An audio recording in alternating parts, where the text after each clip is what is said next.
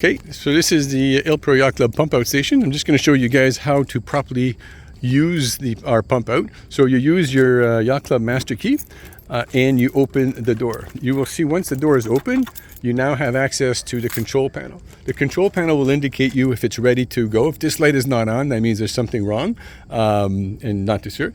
Once you're ready and your boat is up at the service pier, press the push button and then the system will start creating a vacuum inside this tank over here.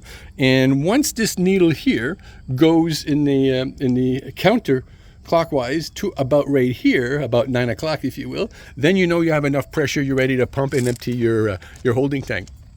If during the process this reservoir becomes full, the system will automatically stop and go into discharging mode. And then it will empty the tank. By the way, just so you know, in the Ile-Perrot Yacht Club, we're very lucky. Our pump out is linked directly to the city pipes, so we don't have a tank or an underground tank that needs to be emptied every few years. We're lucky it goes right to the city, just like our bathrooms do. So we're very lucky that way. So once the discharging has been completed, the red light, the yellow light will come on again, and you're ready to press push and rebuild again the pressure in the tank. Once you have deployed the hose, and by the way, when you press start deploying the hose, you bring the hose down to your boat. Now I want to show you something. This is a universal pump out joint, and we're lucky at the Ile-Perrot Yacht Club because most clubs don't have that. They have like these separate adapters depending on different boats and the different output that they have. So we have this one in universal. A little trick, if you really want to have a best performance, before you put this on the boat, dip this into the lake so it's all wet, the surface. That way you'll have a better airtight bond when you're applying that to your holding tank output flange. The other thing too is we have the hose over here. So you use the hose. We did put a manual valve over here, so you can bring that all the way next to your boat and control the flow and turn it on and off. I always suggest that, especially if you're trying to eliminate odors or the possibility of odors in your boat, to at least do a pump out at least once every 2 weeks, if maximum maybe 3 weeks, and make sure that you take the time to rinse it with fresh water at least twice, I would say. And then you can't rinse it enough, so fill it up again with fresh water from the hose, and then go ahead and pump that out and do that twice. Yes, chances are the pump out will go on a discharge mode because you will fill up, but that's fine.